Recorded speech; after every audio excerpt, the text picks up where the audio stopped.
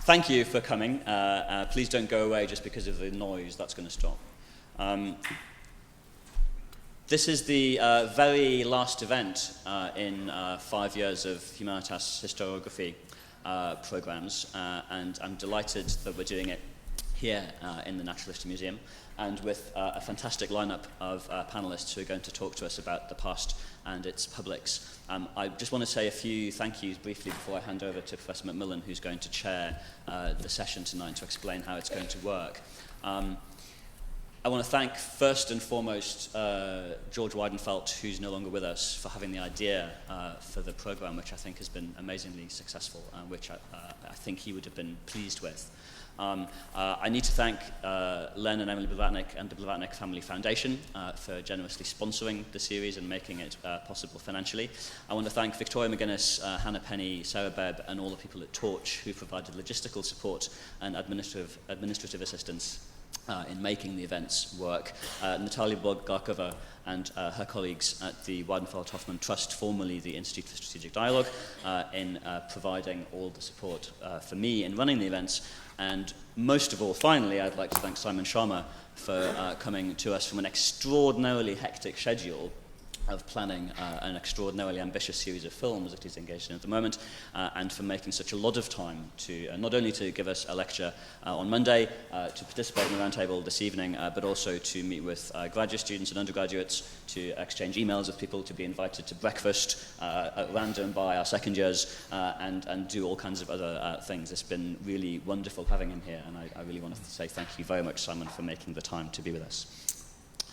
This evening is intended as much a conversation as possible, a conversation obviously between the three people at the front, but also involving as many of you as possible. That the idea of talking about public history is to engage the public, not just to talk ourselves. So there'll be relatively brief presentations from each of our panelists, a general discussion among them, but also, as far as possible, an open question and answer session and discussion with the audience, at which you should feel free, please, to raise any questions that you want to raise. Do obviously keep the debate civil and polite, but it would be great to have a really wide-ranging and engaging discussion to close what's been a really engaging and wide-ranging series.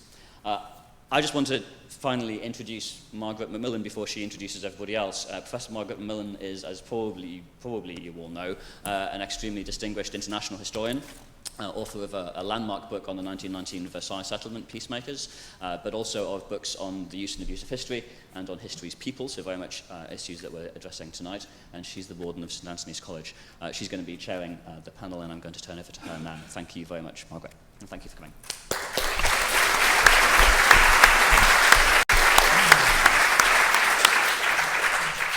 Well, James, thank you so much for organizing this and getting us all here and sending all those emails. I'm in the very fortunate position of both being a panelist and the chair, which means I'm going to give myself a huge amount of time and cut the rest of them off very briefly. But no, what I'd like to do, what we thought we'd do is we'd each talk for about 10 minutes about history, history's publics, how we see the role of history, the engagement between historians and the publics, and then perhaps briefly respond to each other and then throw it open to you. And what I'd like to do before we start is just very briefly, and I could do it at great length because they're both very distinguished, but very briefly introduce my two co-panelists. I think we're very lucky to have with us two historians who have such a wide range of interests, combined with very deep expertise in particular fields. They are also people who speak to the publics, who talk to the publics, who curate art shows for the publics, who have been engaged as historians and public intellectuals in, I think, explaining history, trying to make history that means something to people. And so we're very, I think, lucky to have them with us tonight, reflecting about the relationship between history and publics. Craig Clunas is going to speak, sorry, I'm doing it in the reverse order. Craig Clunas is going to speak second, but I've done it alphabetically here. As you probably know, he's an art historian who's also a curator. He's an expert on Chinese art history and culture. Has also done studies in the methodology and historiography. His most recent book is Screen of Kings, Art and Royal Power in Ming China. Simon Schama, who's going to speak first, is an historian who is an expert, first I think in the golden age of Dutch history, in the French Revolution, moved in very interesting ways into art history, has also use television as a medium to try and make history relevant to people. He writes newspaper columns. I think what he doesn't do probably is sleep. His most recent book is The Face of Britain, which is also a television series. So, Simon, if I may ask you to start, and then Craig second. Thank you. Thank you so much, Margaret. Yeah, I just want to return to the a deep gesture of gratitude to Trinity College, to James, to the Humanitas program, and to the shade of George Weidenfeld, who's hovering over all of us, really. The vision of a hovering George is slightly scary, really, actually. But we should be scared, very scared of this whole subject. I'm certainly scared of my co-panelists, that goes without saying. I've been thinking about Benedetto Croce and the truism, axiom, epigram, which we grew up with, really, as kids. All history is contemporary history. And in a way, it's a sort of cry of self-discovery and a cry of despair that Croce, I'm sure you know, was notorious for flirting with fascism, certainly having a kind of dreamlike sympathies, really, of the way in which Italy might be resurrected in the 20th century, and not as, by his later standards, having been sufficiently alert to the brutality of the fascist regime, and to which then he had a kind of Pauline conversion in the right direction, and became a sort of practicing civic historian in a way which made it inescapable that he would be a dissenter, a rejectionist, a member of the intellectual resistance, and of course suffered for it. On Monday, at the end of my lecture, I mentioned other examples of historians, engagé historians, during the war, particularly on Heisinger, who really kind of lost his life when his department turned his back on him. Some of us have felt that way sometimes, but it hasn't literally happened. I don't mean literally, they betrayed him to the Gestapo, but they might as well have done. He was deserted by his faculty at Leiden. He was under a kind of house arrest, and then not so much of a house arrest, and eventually died.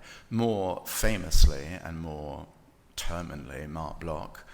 And I said a word, forgive me if those of you who are here on Monday, if I just repeat this story, because I grew up with loving Marc Bloch's work, and he was someone who, no strange defeat, of course, actually, who never made any separation between his public political life and his historical research, even though, of course, he is famously rightly known for his work on feudal society. It would make both a wonderful and a terrible play, I think, his relationship with Lucien Febvre, with whom he founded the Annales, Économie, Société, Civilisation.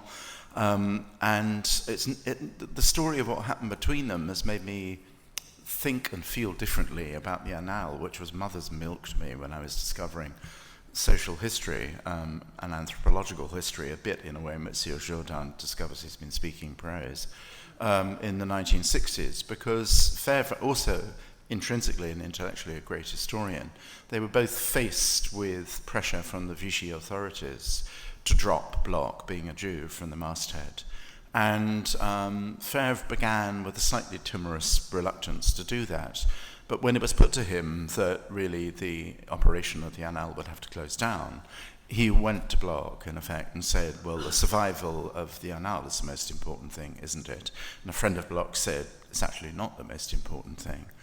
And Bloch really moved himself out of the way. He was dropped. It wouldn't have made any difference. He hadn't moved himself out of the way, wrote passionately and agonizingly about it, joined the resistance, and was shot in 1944.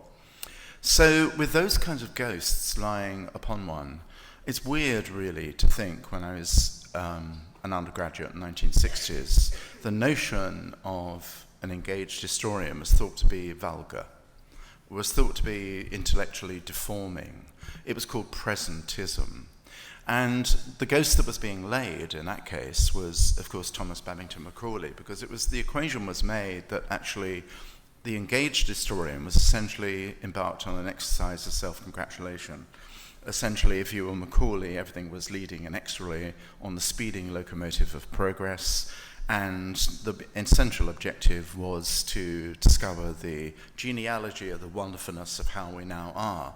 That's actually not true of Macaulay, as a matter of fact. A more excruciatingly tormented figure it's hard to imagine among Victorian greats, but you could easily read the history of England and suppose that to be true. Hence that terrible phrase, Whig history, dissected, analysed in a rather shallow way, I think, by Herbert Butterfield, who wasn't a shallow historian. And so this was a no-no. This was such a no-no. What you had to do was disabuse yourself of any sense of being in the slipstream of contemporary self-congratulation. It's what the Soviets did. It's what the more egregiously naive Americans did. And instead, what was to be upheld, and I'm saying this a bit too sardonically, but what was to be upheld was the sovereignty of difference. It was really the past as a foreign country. And there was something absolutely true about that. You don't really so want to compress the distance between now and then as to be projecting backwards one's own preoccupations. This is something which is part of the success of Wolf Hall. I love, but when Hilary Mantel ingeniously invents that language for Thomas Cromwell on the first page, it's a language which you could possibly hear in an East End pub now. And part of the success of doing that is in some sense to make our identification with what happened then unavoidable. And it's something very wise that Butterfield said, or was it Trevelyan? Help, I think it may have been Trevelyan actually, Macaulay's heir apparent, that all history is a negotiation between remoteness and familiarity, that the poetry of history, I think this was Butterfield, the poetry of history lies in the recognition that those who are its subjects are simultaneously just like us and irretrievably not like us, and that's true. But, and I'm coming on to part two, and swiftly. But, there's Thucydides, ain't there? Thucydides is our founding father, even if Herodotus gets the title, and I devoted a lot more time to the latter than the former on Monday. And Thucydides was a protagonist. He was a general fired for military failure and exiled. The point of Thucydides, it strikes me, and again, I'm being mawkishly sententious now, it strikes me that the honour of the historical profession, as he founded it, was to be a gadfly, was to keep people awake at night, was to be a thorn in the side of self-congratulation and complacency. That whole book is actually modelled narratively around a catastrophe, around the expedition to Syracuse, not around Pericles' funeral oration. And actually very interesting, when Pericles' speech is taken out of context and translated into core curriculum, as it always is in America, it looks like an apology for contemporary American democracy. But the whole structure of the book is profoundly tragic wherever you look. Profoundly tragic in ways in which Thucydides surely wished to echo. He said he wanted, as I said on Monday, his book to be a possession to last forever, and he was thinking about himself using sources more critically than he attributed to Herodotus. But the point was that, and those issues, everybody, what happens to a city when it's struck by a pandemic? How many people do you have to kill to be safe in the opposition? And what is the nature of imperial overreach? All those issues surely are with us today. And so I think actually in a sense in which, of course you can be an honourable and brilliant and successful historian by taking the anti-presentist view, by being obsessed with the abuses of the past and feeling that historians, when they are engagés, will be defiled by touching the pitch of polemic. And there again, there is Ken Livingstone. I won't even finish the sentence. There is Donald Trump. Donald Trump, I will finish that sentence. The incident I'm thinking about was where one of Donald Trump's shticks early on in the campaign, where he claimed, and it is mostly an apocryphal story, that General Pershing ordered bullets to be dipped in pig's blood, and for it to be known to Filipino Muslim rebels, so that when they were shot, they'd be permanently defiled. And there's an argument about whether that ever happened, or whether Pershing said that, and that's an argument about the sources. What is not an argument is that Donald Trump said that did it. That was the end of the rebellion in the Philippines. No, it wasn't. This was one of the wars that America did not win, that it actually wore down relentlessly. It had absolutely no, even if it did happen, which is in doubt, it didn't do that. So, wherever you look now, the Holocaust denial. This morning on my Twitter feed, and I'll finish there, I think it said, when will Israel apologize for 9/11? Yeah. So there are jobs, what I'm saying is right now, there are jobs for historians to do. And I'll just add a last sentence. And that is that I don't know if Craig and Margaret agree with me. I think Margaret is presumptuous, is going to agree with me. But it's been a surprise to historians, the return of atavism, the intensely visceral return of national mythologies. If you look at some of the wilder shores of Brexiteering, or whether you look at what's happening in Central Europe and so on, it is an incredible surprise that the Freedom Party is about to produce a Chancellor of Austria.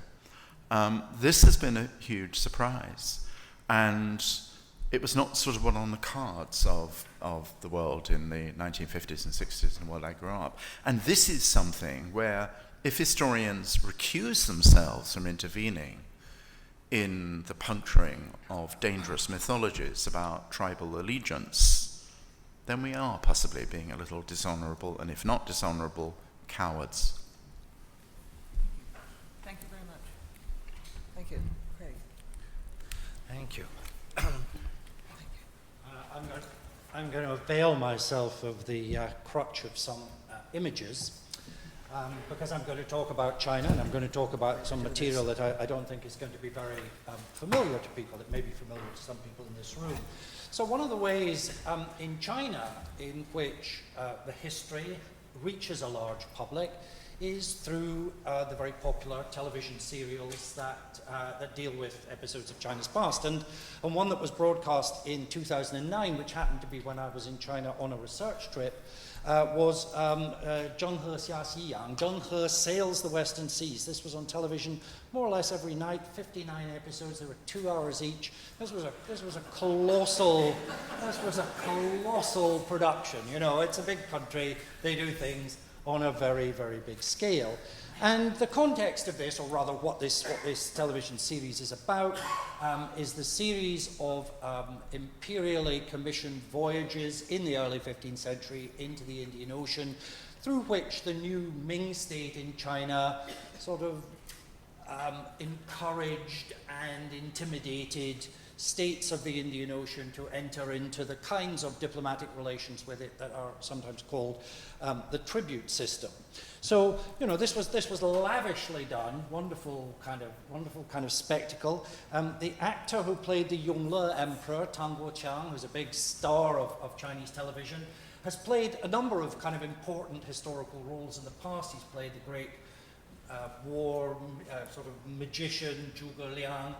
He's played a great 17th century emperor, and he's also famous for playing Mao Zedong in historical dramas set in the 20th century. So, and here he is doing that kind of almost a sort of nostalgic throwback to the 1960s. He's gazing into the future, and he's gazing into the future of China's oceanic greatness. And the theme song of this series makes it absolutely clear what he's doing. China's oceanic greatness takes all kinds of forms,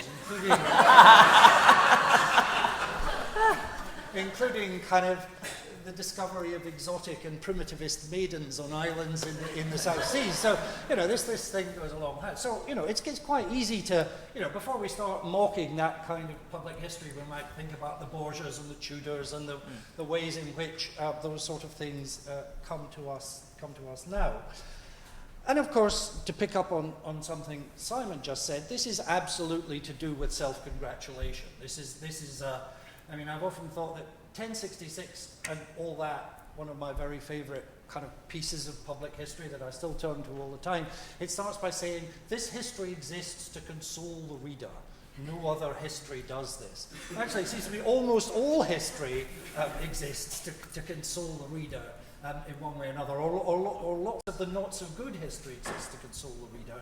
And the self-congratulatory stuff about, China's greatness in the early 15th century and how warmly welcomed it was by all these exotic kind of peoples of the Indian Ocean. It's not hard to, and many commentators have already, you can relate this kind of thing to, China now being Africa's largest trading partner, the kind of, this historic episode plays a very important part in contemporary Chinese discourses of, China's past relations with this part of the world and what they can be like again. So what I was doing in China in 2009 was doing the preparatory work for a book, which Margaret referred to, but the ideas of which then, through discussion with colleagues in the British Museum, turned into an exhibition called Ming, 50 Years That Changed China, that was held at the British Museum from 14 to 15. Now, I began my career, as Margaret intimated, as a museum curator. I worked in the Victoria and Albert Museum, but I'd never really been right at the beating heart. I'd been quite junior. I'd never been really at the beating heart of a very big exhibition. And also I suspect museums have changed a lot in these days. And I would say the experience of doing a big exhibition is a bit like being a script writer whose idea is picked up by a big studio. That is, you go, hooray, because my work is going to reach a very large audience, and 125,000 people saw this exhibition, which is a massively larger number than those who would have ever read any of my kind of specialist writing. But on the other hand, you're not in control of all kinds of things. So, for example, the exhibition, the title Ming, 50 Years That Changed China was not chosen by myself or my co-curator. I suspect what the British Museum would really have liked is 50 years that made China what it is today. That kind of presentism that was referred to earlier. And of course, as you'll see from the logo here, you find yourself public history often costs money, or it involves large-scale resources, whether it's television series or large exhibitions. The British Museum's exhibition program sponsored by BP, and I don't need to tell people in this room how kind of completely problematic that was for many people.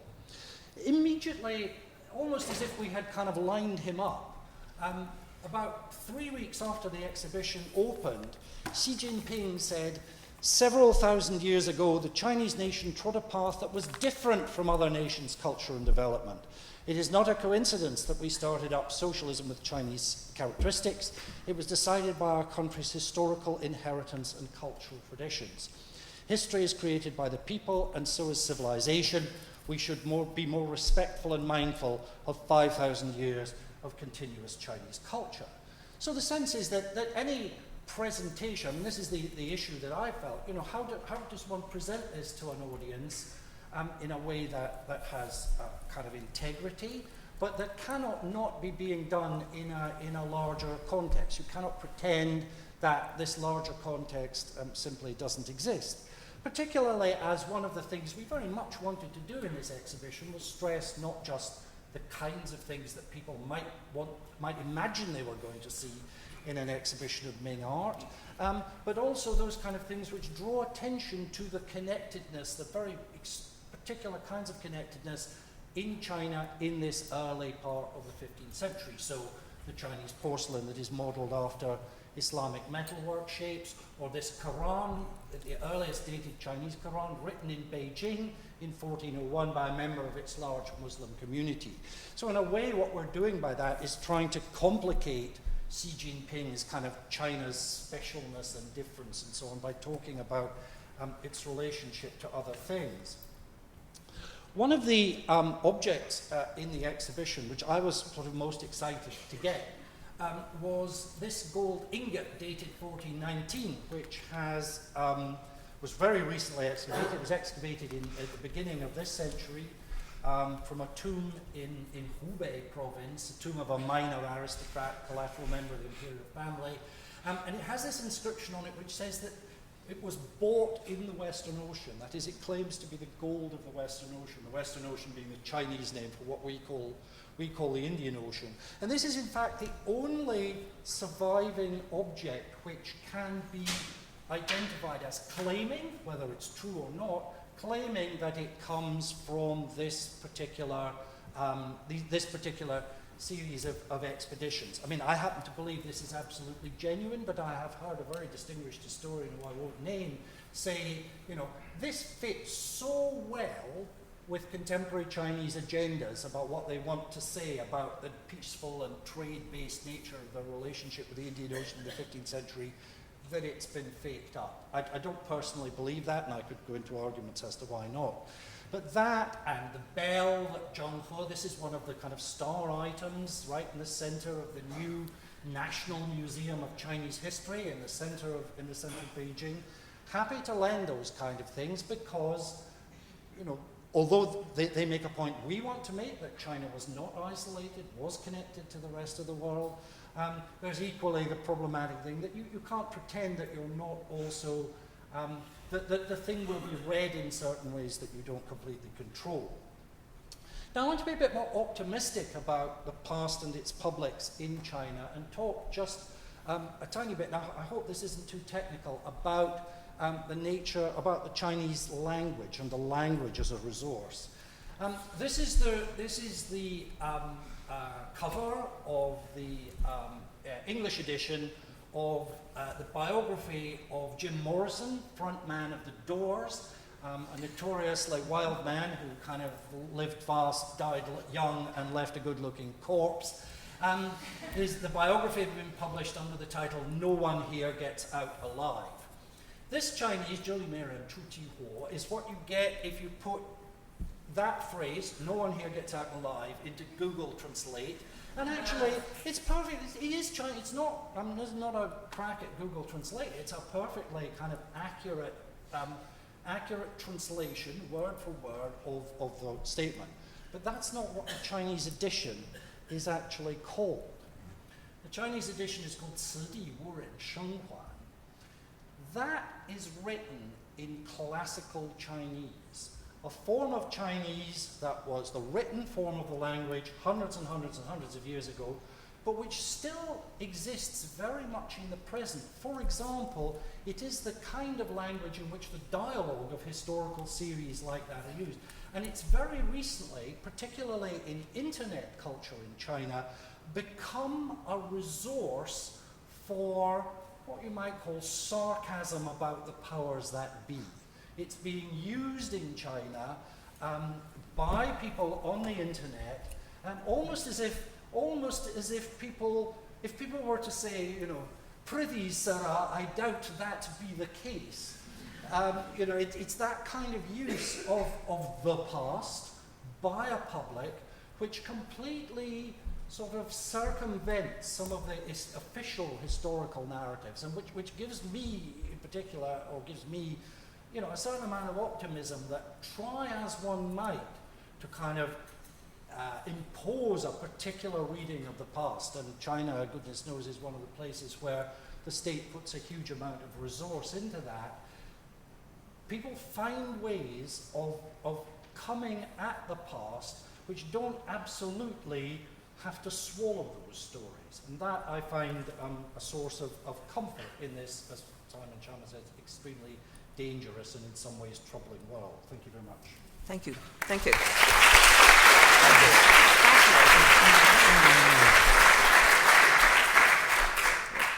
you. Thank you both very much. And I'm just going to say something. You've both covered so much, and I think raised so many questions. I just want to say something about where I see the dangers in history could lie, and also a bit more about how I see the role of historians. There used to be a joke in the Soviet Union. There were many jokes because it was a way of trying to deal with that dreadful regime. There used to be a joke that it's not the future that's the problem, understanding the future, it's the past that keeps changing. And it did keep changing. I mean, the Soviet government was very well aware, as other totalitarian governments are, of the power of history, because how history does, among other things, is raise the possibility of alternatives, that there were other roads, there were other sorts of societies, there were other ways of organizing yourselves, that they didn't have to be in a particular shape. And I think some of you know the famous story of the photo that was taken very early on in the Russian Revolution of the Bolsheviks.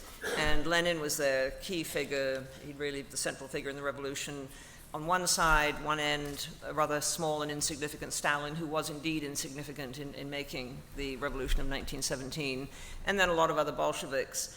Once Stalin got in power and these people began to disappear, the photo kept changing. And it was cropped. In those days, it didn't have Photoshop, so it wasn't always cropped very well. You could sometimes, if you look carefully, I think, see where things had been patched up. And in the end, what was left pretty much, because everyone else was dead or sent to the Gulag, was Lenin with Stalin apparently standing over him and telling him what to do. And it's a very good example, I think, of the ways in which governments can use and manipulate history. But there is some truth in the Russian joke, and that is that the past does keep changing. Not because necessarily governments are trying to change it, but because we find out other things, and because we keep shifting our perspective on the past and keep changing the sorts of questions we want to ask. New evidence comes up. People find locked trunks. People find sources of documents, as they did recently, for example, the Foreign Office documents, which had a lot to say about the British reaction to the Mau Mau rebellion in Kenya. Documents do turn up. New types of evidence turn up. Or we look at evidence in different ways. I read a very interesting article the other day on women in the Byzantine period. And there's not that much evidence about women because, for the most part, people didn't think it was worth writing about women. And what this author did is look at what preachers said about women. And he came up with this wonderful idea, and I think it made sense, that there are so many complaints from clerics in the Byzantine Empire about women going to the baths and going to circuses too much that they were probably doing an awful lot of it. And so you can take evidence and try and tease out different types of interpretations. But we also ask different sorts of questions, and I think Simon has talked about this very well. I mean, we ask questions, and Craig too, we ask questions that preoccupy us. And so women's history, for example, was not really a proper subject when I went to university in the 1960s. If you picked up an average textbook and looked at the index, you'd see lots about constitutions, you'd see lots about changes in the economy, you'd see lots about wars, about treaties, but if you looked up the category woman, there wouldn't be much there. And I think it was really with the rise of a women's movement in the 1970s that women's history became a subject. Women began, and others, not just women, but men too, began to want to ask what had it been like for women in the past. Today, we're looking increasingly at environmental history, and I think there are very good reasons why we're looking at this. And so the sorts of questions we ask keep changing.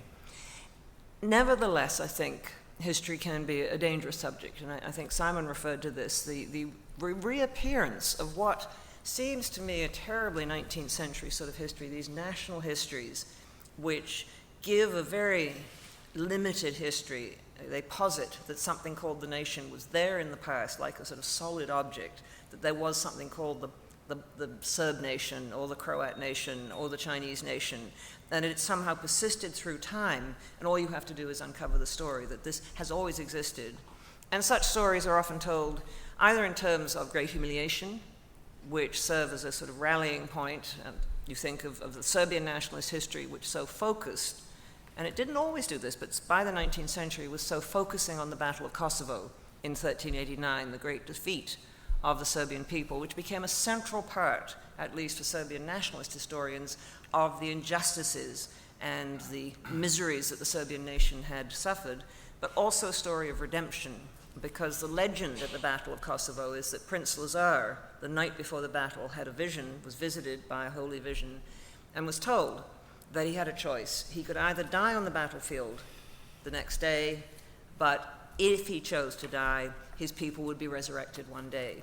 And this became a very powerful part, not for all Serbs, but a very powerful part of a Serbian nationalist history, a promise of redemption and resurrection. What also became a very powerful part of Serbian nationalist history was that Prince Lazar, like the Serbs were going to do for centuries afterwards, was fighting as a Christian against the Muslims. This was a clash, as Huntington would have it, of civilization.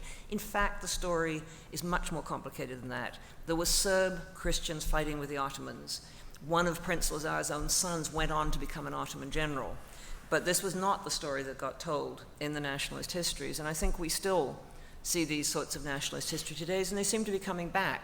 I'm very concerned when you get governments, for example, in Hungary or in Poland, talking about European Christian values, about how we have a tradition, about how that tradition must be maintained. It gives a very limited view of what their histories are. But it's not dangerous just because it's a distortion of the past. I think it's also very dangerous because that sort of history is used to mobilize people in the present.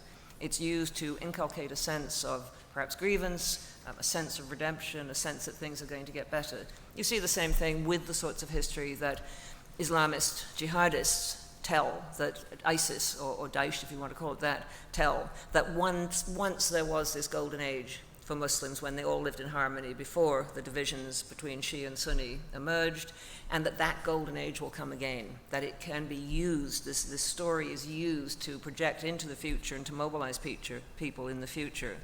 I think you see a sort of history like this being, and as you've referred to, in China. Since the 1990s, there's been a patriotic education campaign in China, which has tried to promote, and you get this, it's not just in China, but the Chinese example is I think, an interesting one, tries to promote a particular view of Chinese history. More recently, the president has been going around saying the schools, the universities must promote a particular view of Chinese history, must make the Chinese proud to be Chinese, must point out how much they have suffered at the hands of outsiders. And this, I think, is dangerous. I think it's always dangerous when governments get involved in writing history because they tend to write it with a great big blunt pickaxe. I mean, I thought Michael Gove's views that there should be a kind of patriotic history of the First World War was not something he properly should have. I mean, he's perfectly entitled to have his views, but not something that should become, anyway, government policy. And so I think what historians should do, and I think we should be engaged, I think this is very, very important, the idea that we should not defile ourselves, as Simon put it, by touching the pitch of public opinion is wrong, because if we don't do it, someone else is going to, and that someone else is not going to necessarily do it very well. I think we have to take part in debates. We have to act to puncture some of the myths that are out there. I mean, I think we're often, you called us gadflies. I sometimes see us like those people you all dread at dinner parties, who someone's telling a very funny story, and he said, I caught the bus on a Tuesday. Does that. Yes, and someone says, yes, I'm sorry, that bus doesn't run on a Tuesday. You're that sort of person. Which is infuriating, and it ruins the story, and it doesn't matter. But I think what we say does matter. I think we do have an obligation to get involved in public debates. And I think, very interesting at the moment, historians are getting involved in the debate in Britain about the referendum on both sides, and that's absolutely as it should be. Historians, like anyone else, are entitled to their views. But where I think historians need to get involved in a constructive way is, again, to puncture perhaps some of the myths. And speaking as a Canadian, I'm increasingly worried about the way in which Canada is being portrayed in the debate over the referendum as a sort of mythological country, usually by people, if I may say so, who know nothing about Canada. But they hold it up as an example of what Britain could be or might be, often getting Canadian history wrong. And I do think, as I say, we need to be engaged, but I do think we have to be sure that we get engaged in constructive ways. I don't think we should try and push the public debate necessarily in a particular way, but I think we have an obligation to say when we think the public debate is going wrong, and to say when we think those who are using history are going wrong. And so I think we will continue, to be like those irritating people at dinner parties. I'm sorry about that, but I do think it's the role that we have to play, and I think we ought to. As I say, if we don't do it, someone else will. So perhaps I've talked enough. Perhaps I'd like to ask you both if you would like to sort of contribute, come in now and comment on what either of you have said, and then we'll throw it open to you. So Simon, anything? Well, I'm so grateful to both your comments. I especially love Craig's revelation, really. The extraordinary, the classical Chinese.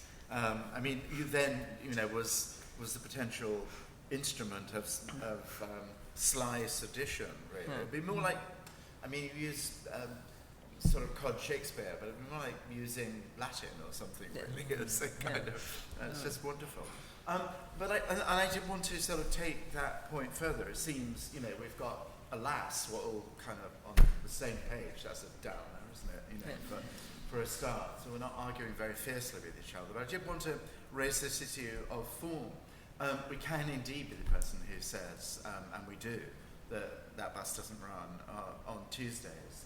The issue is actually that rationalism, cosmopolitanism, Olympian empiricism, all the things we love and practice, are so profoundly unsexy in the contemporary world.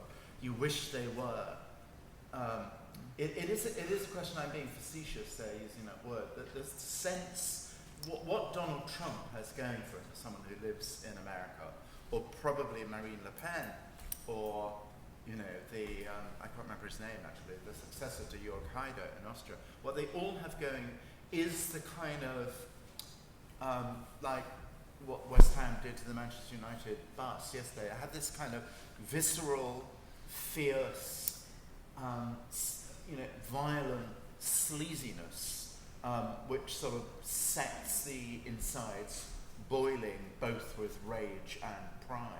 The point about the kind of spurious Pershing story I told, one of many, of Donald Trump, is that it seems to be that degree of violent self-congratulation seems to be an elixir for complication. Much of the world does not want to do homework, unlike everybody in this room, in this university.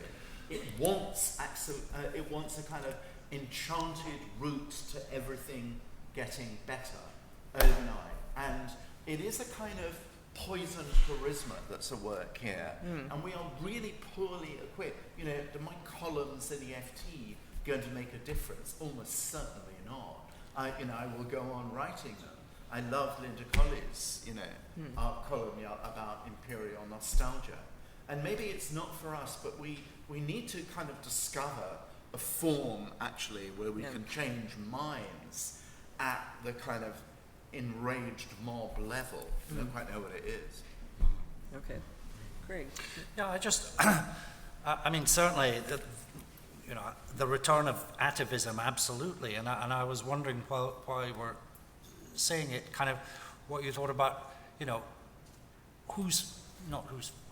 we all know whose fault it is primarily, but what part you feel that professional historians play. You kind of implied that by not getting engaged, that opens the space. But if one descends to that level of enragement, I mean, you're going to continue to write in the Financial Times. Maybe should we be doing?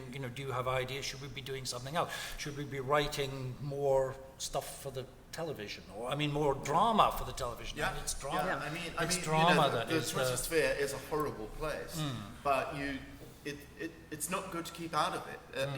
You get trolled. When I did a debate in Toronto on television, I'm so sorry. No. I was very glad to do it. I was debating, talk about someone who the word Christian appears every 2 minutes on his lips. That's Nigel Farage who was there. And I gave us a slightly more hospitable view of policy towards refugees. And I got weeks of hardcore neo-Nazi trolling. My head in a gas salve. You have to deal with that. But it's not a nice place to be. But the consequences of and it's not for everybody, really. I realise that. But I suppose one of the big changes, it seems to me, is that trolling, those neo-Nazis could have been, and probably were, anywhere and everywhere. They're coming at you from all, so that it isn't localized in the way. That's kind of what I was implying about, where is the history of the Zheng He voyages? Is it in the British Museum? Is it in the Chinese thing? And I was struck, this very morning I got an email inviting me to sign, other people in the room may have got it, inviting me to, as a historian, would you like to sign a petition kind of opposing simplistic readings and that are being used by people in favor of Brexit.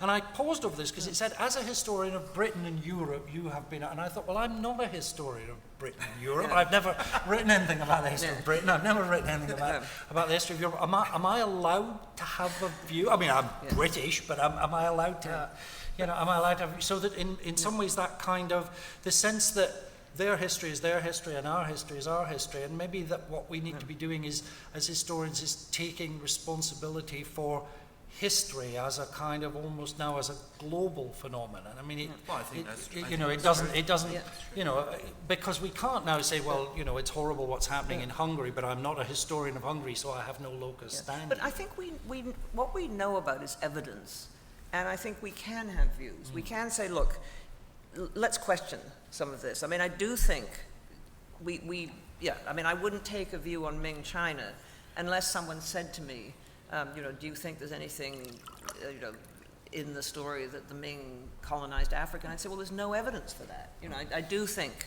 we can do that. But I think we need to, I mean, I'm with Simon, I don't want to be attacked by trolls, but I think we need to get out there, and I think we need to debate. And this attitude, which you still get in the history profession, is that what we're doing is so arcane and so complicated, we will not condescend to try and explain it to someone. I once had an argument with not even a colleague, someone in a Canadian university who wrote to me and said, your view that we should get involved, he said, is ridiculous. He said, I see myself as a scientist, and what I'm doing is so arcane and complicated, I can't explain it to ordinary people. And he said, also, I'm so busy doing research, I don't have time to write clearly.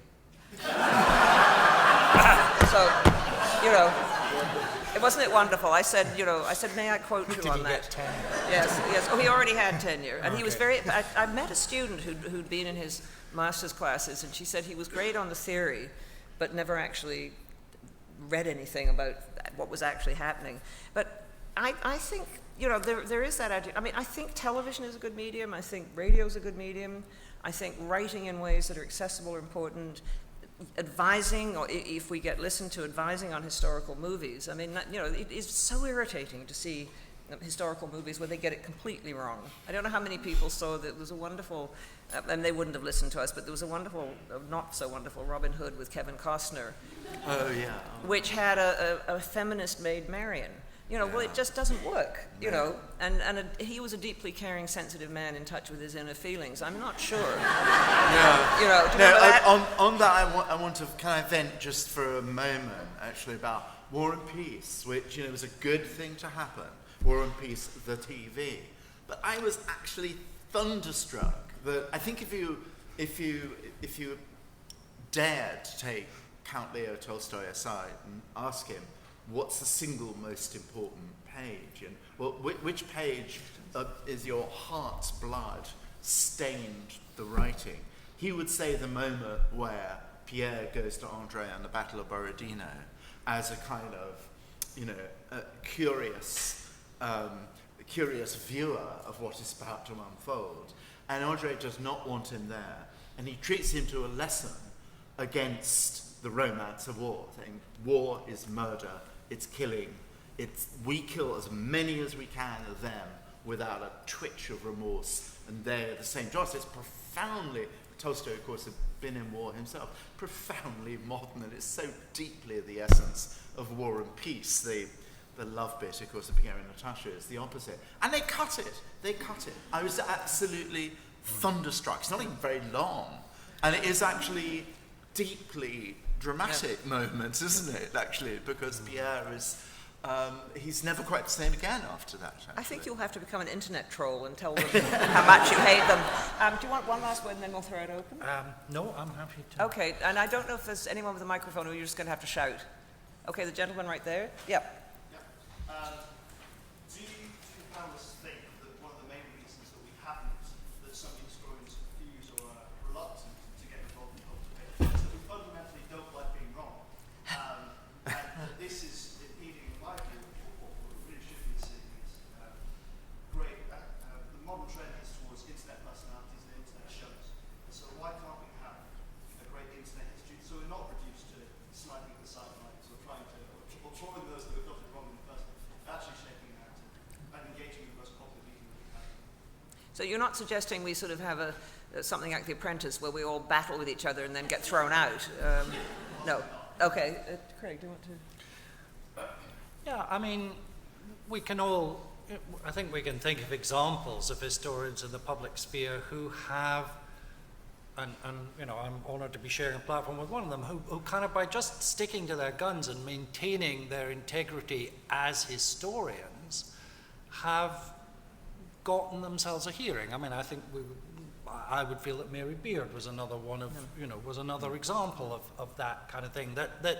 And goodness knows what she's had to put up with a lot as well, in terms of abuse and trolling and all of that kind of horrible stuff.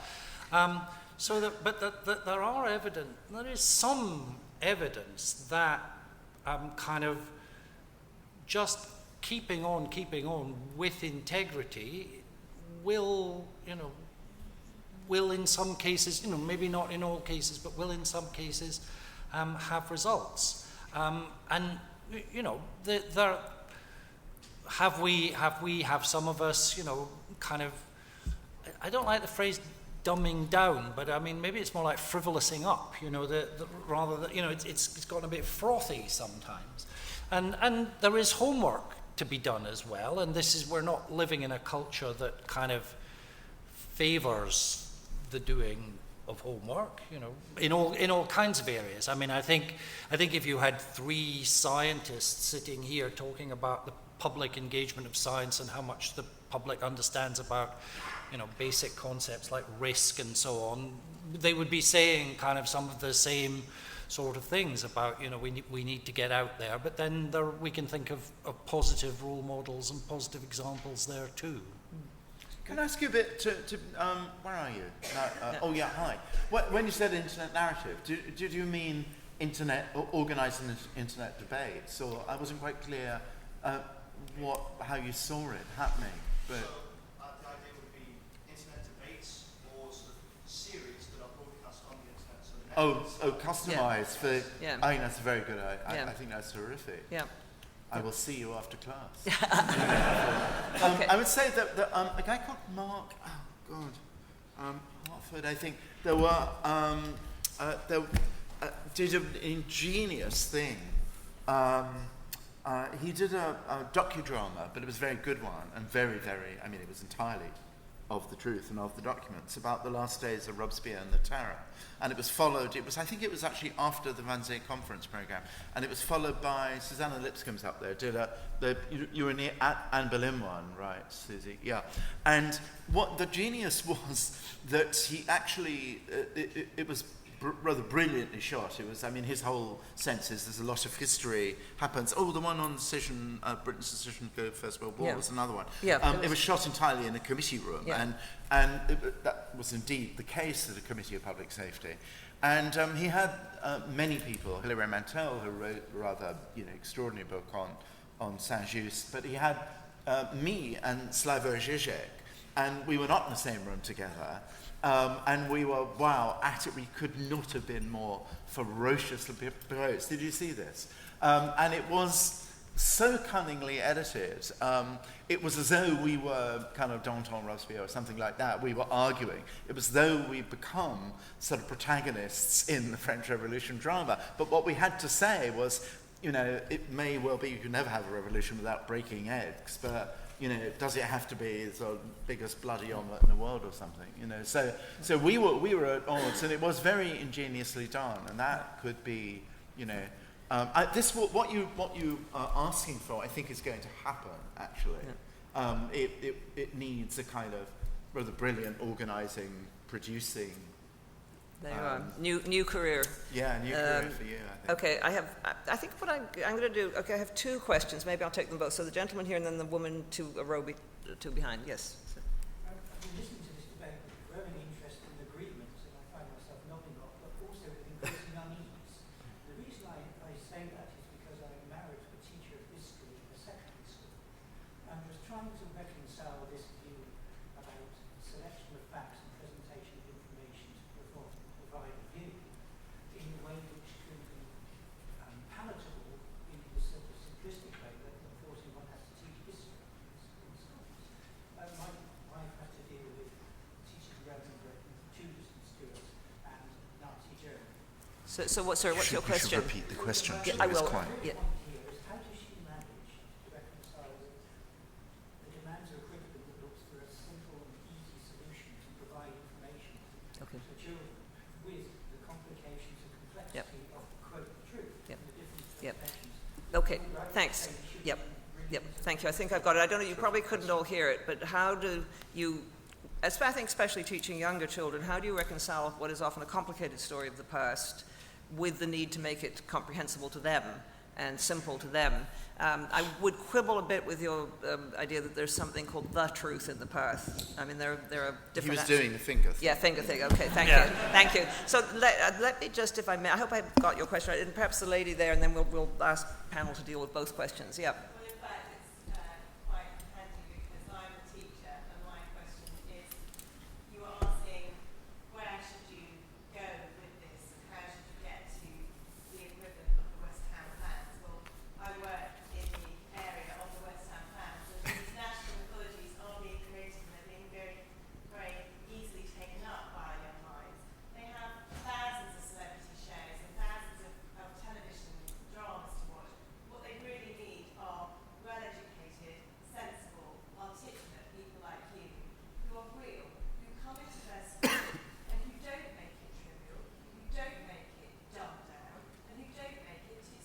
So your question is, Intelligent young people. yeah. So the question is how we get that to happen. How can we please Yeah. bring you into the real world Yeah. of the real children Yeah. so they Yeah.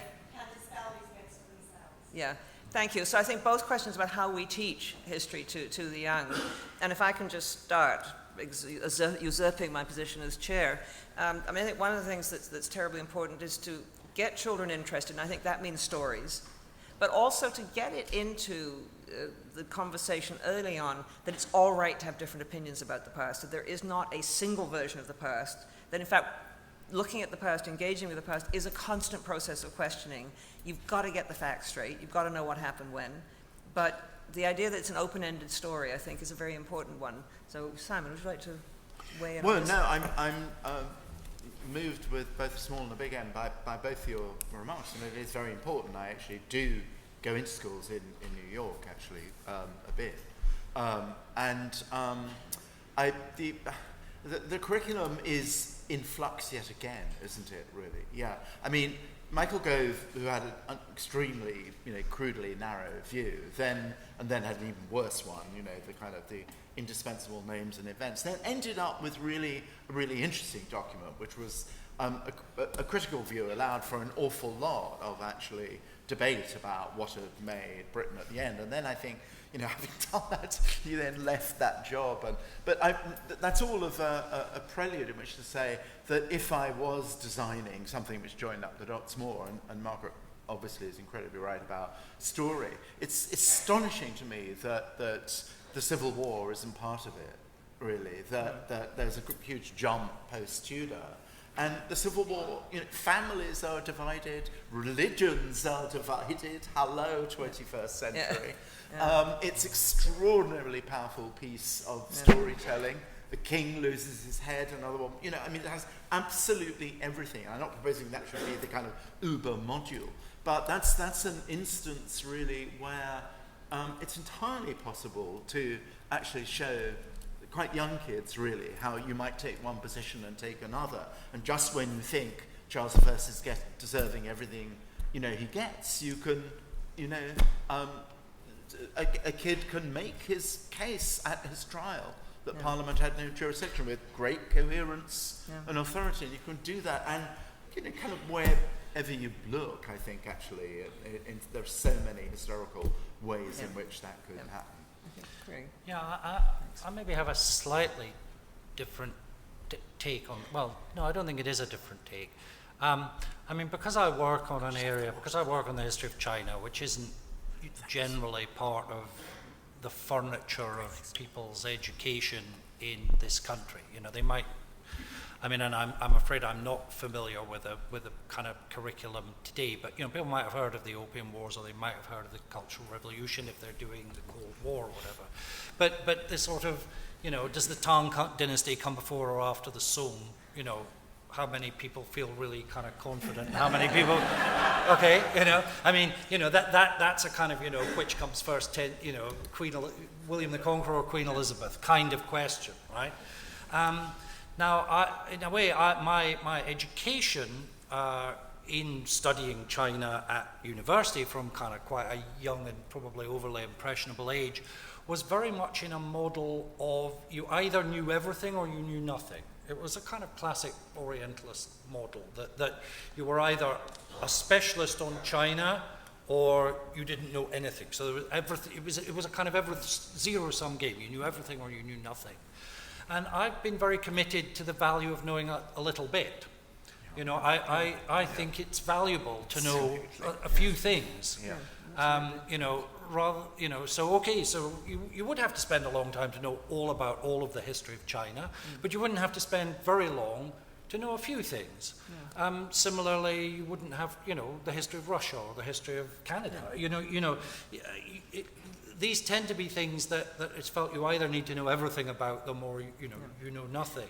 And I mean, that's not a helpful kind of answer. How you do that? I mean, it's more my sense of, my own experience, and admittedly this is an experience of teaching undergraduates, is that it is possible for people to do, it's possible for if you can get people interested, it's possible for them to do very good work in a very short time by knowing a bit. You know, they don't have to know everything. Yeah. I mean, I think once you learn how to learn, then you can learn more. And I think, I mean, one of the things I think is also important is to show the interconnectedness of histories. I mean, too often I think we're still caught in the nationalist versions of history. And, you know, my own view is you can't really understand British history without understanding Britain's relationship both to the empire and to Europe. I mean, it is part of both. And to treat it as a separate history seems to me to be absolutely wrong. To treat the country, my own country, Canada, as a separate history when we live next door to the biggest power in the world, you know, we're not going to notice it. I mean, it just doesn't make sense. So I do think, you know, I think I think I agree with both of you. I have a gentleman here, and someone. I'm going to take three. Is that if I'm up? It's like betting. Okay, so three this time. 1, 2, and then someone up there at the back. Okay, 1. Yep. There's a microphone if you want. Oh, good. Thank you. Well, thank you very much. Don't you think our problem is that, I mean, as a student of history, that history as a subject is very Eurocentric? And it's not just history, but overall humanities, philosophy, even sciences. We all begin with Greeks. I mean, you did that on Monday, again today. And everything begins with the Greek, then the Romans made it more sophisticated, then we come to Victorians until we reach Boris Johnson. So my feeling is that there is a bias, and it's a Europeanization of history. I'm not being, you know, a demolition man. What I'm saying is that the world history, I mean, still we are dealing with Macaulay and Mill, you know, the way they define Indian history, for example, or how Bernard Lewis defines Muslim history, or the Arab history today.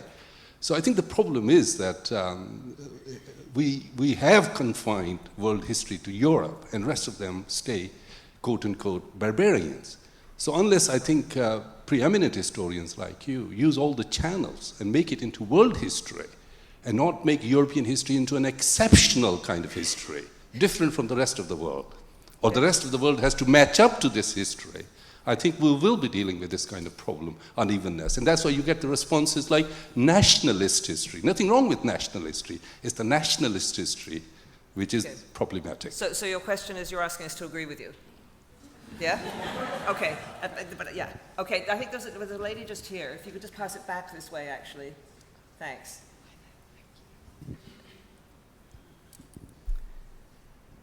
Thank you. Given the ongoing debates and discussions about the Rhodes Must Fall movement and the statue of Cecil Rhodes and the wider conversations about British colonial legacy that are going on at a student level and in the national media, do you think there's a time and a place for public reconsideration of national histories of people we used to celebrate? Do you think that's ahistorical, or do you think it's important morally? Okay, thank you. And then that, you'll have to shout, I'm afraid. Yeah, go ahead.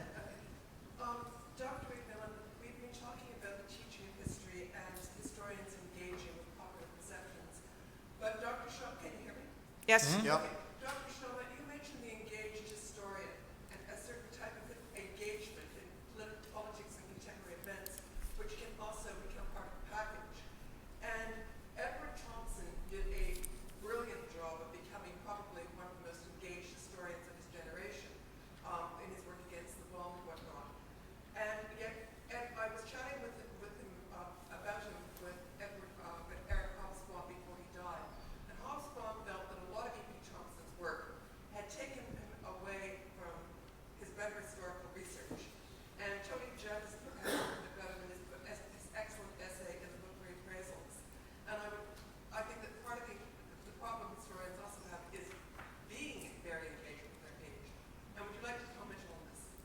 Okay, I don't know if you could all hear the voice from the heavens. It wasn't George Weidenfeld, but would we like to comment on I think perhaps a suggestion was that if historians get too engaged, they perhaps become less good historians. So, Simon and then Craig. Well, no, I'll take the last question, because my answer to the two of you is basically yes and yes. So I can do that easily. And here I can do a bit of egregious, trailerizing. I'm part of the project which James kindly mentioned, is hubristically titled Civilizations, and it's precisely revisiting some of the spirit of Kenneth Clarke's history of art, but doing world art, taking world art not only seriously, it's the connectedness actually between non-European and Western art. So we're doing our best. The point you made, I don't know. It's funny Eric should say that. He wasn't exactly not engagé in his own works. He was often caught out by history, I think.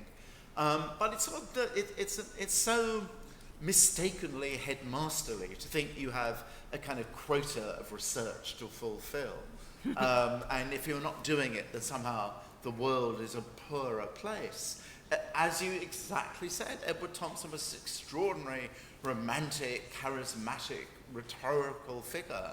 And there's no question that his great history of the rise of the working class and its enemies owed something to the sense that he felt he was a socialist citizen of the world and vice versa.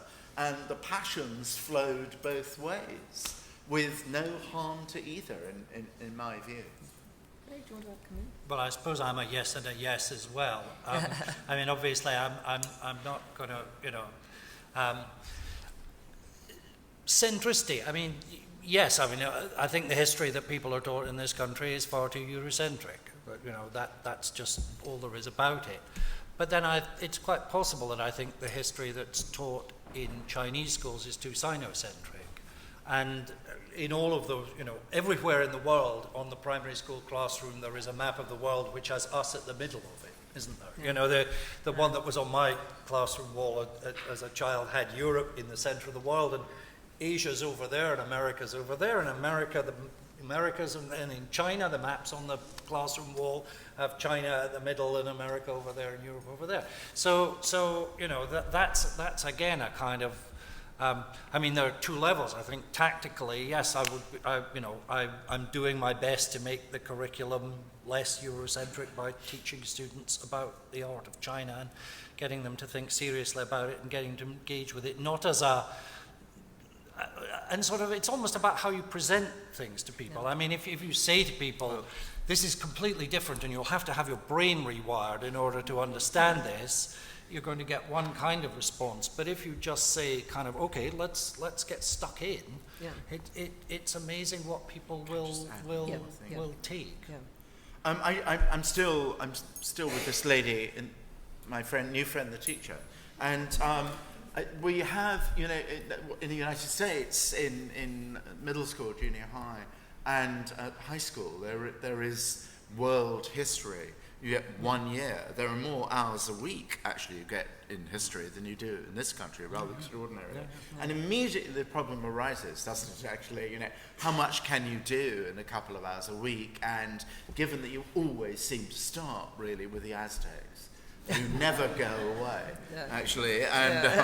And so the issue, it's an extreme case of what you said earlier, Craig, with which I heartily agree about. A bit actually doesn't do you any harm at all, but the test of which bits you're going to do when you're not being Eurocentric, I'd love to hear what it become a huge pedagogical problem, actually. And there is something to be said, I think, for knowing about your own neighborhood. I mean, if you're going to live in a society, I think to understand how that society got to be where it was, I still would say you don't need to do this thinking in terms of national boundaries, but to understand the institutions with which you're, in the midst of which you're living, to understand capitalism, to understand the nature of a particular kind of government, it does help to know something of the history of it. There is, and sometimes with that in mind, and with both of your issues in mind, it is very weird, however, that the question isn't put to school children, really. How the hell did I get to Bradford? You know what I mean? By which I mean, why not do the point exactly at which British history and Indian history came together, tragically, or however you want to. Providing it isn't just simply an anti-colonialist rant, providing it does actually recover the full richness of both greed, power, and occasionally good intentions as well. So why wouldn't you do British Indian history, and that, which has much to explain about why British Asian population where it is, and we can think about other instances too. Yeah, and I think just on the Roads Must Fall, the statue thing, which has been exercising people a lot in Oxford, it's not easy. I tend to think that in 1945 I would have wanted to take statues of Hitler down, because it was immediate, he was dreadful, the whole thing was awful. 100 years later, what purpose is served by taking the statue down? I think we need to ask, might it be better? I mean, this would be my view, but you can certainly disagree with it. Might it be better to leave it up and discuss it, use it as a way of educating people about the history? And the statue doesn't have to be there because we all think that person is wonderful. I mean, there's a statue of Oliver Cromwell in Parliament Square. You can have many different opinions of him, which I think is as it should be. And I would prefer to leave the statues and the names on the street. I mean, in Canada we have lots of streets named after governors general who came out from England. Most people don't know who they were, but it's a bit of our history. It's a way of remembering that at one point we were part of the British Empire. I think we have time, James, for 3 more questions? Or okay, so 3 more questions. Okay, someone at the very back. Yes, gentleman in the check shirt. And then the lady down here. And have I got one more hand somewhere? There's a lot of people upstairs. Okay, oh, sorry. Okay, the lady leaning over the balcony. Don't lean too far, please. Okay, so check shirt. Who was the other one? I said someone else over there. And then the heroic lady in the balcony. Okay. So my question's about how historians should engage in public history and what are the practices they should use. Because you said something about, do historians keep their historian's hat on and engage as experts?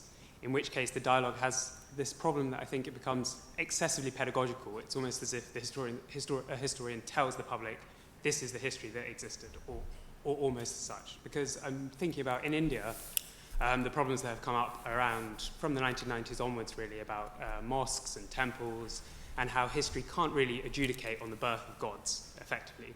And that there have been big problems because people don't want to listen in some sense because it seems that historians are saying you're wrong, you're superstitious, you're this, whatever.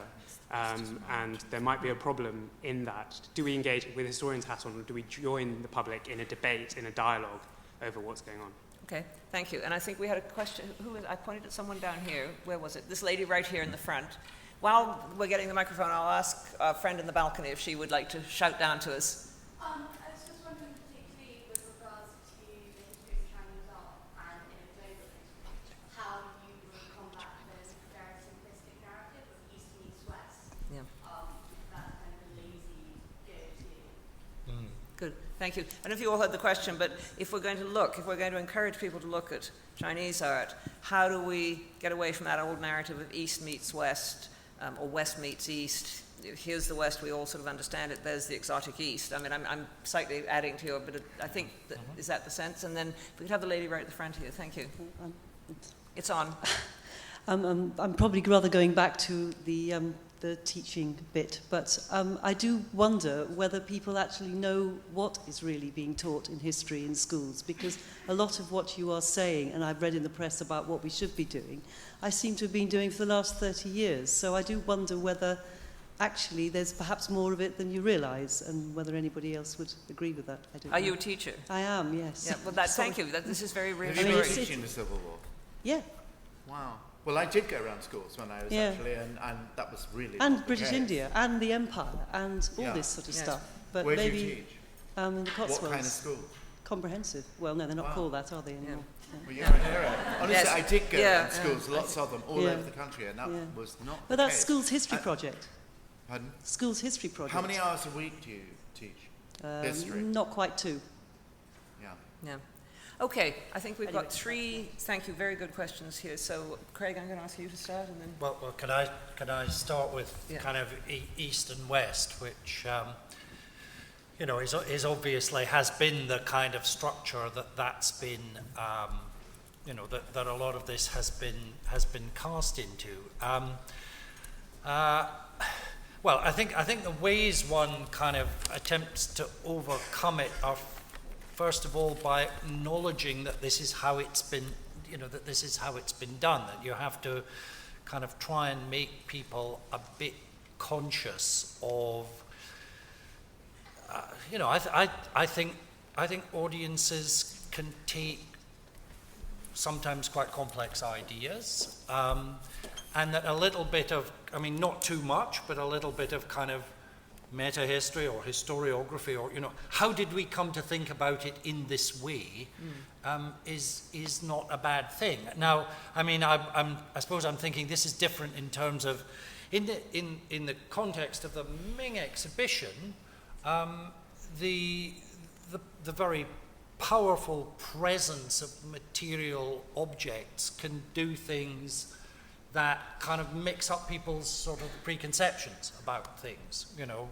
the Quran that was written in Beijing, you know, that immediately makes people, hang on a minute, I thought, you know, that was there and that was there. So that you can start, I think the power of museums and material culture to kind of complicate some of those simplistic narratives. And I think, I would say this, wouldn't I, but I do think art history has a kind of particular role to play there, because it's often about images and objects and things that kind of move around the world. I mean, the kind of classic example in the recent age would be the Neil MacGregor 100 Objects, you know, which was very good at kind of at complicating those narratives. I mean, I don't think it's terrifically easy, but I think if you start by acknowledging that there is this problem, well, why is it that we think about this? I mean, what I do, the very first lecture that I give first-year undergraduates, I give them a map of the world with no lines on it except the continents. I give them a map of the world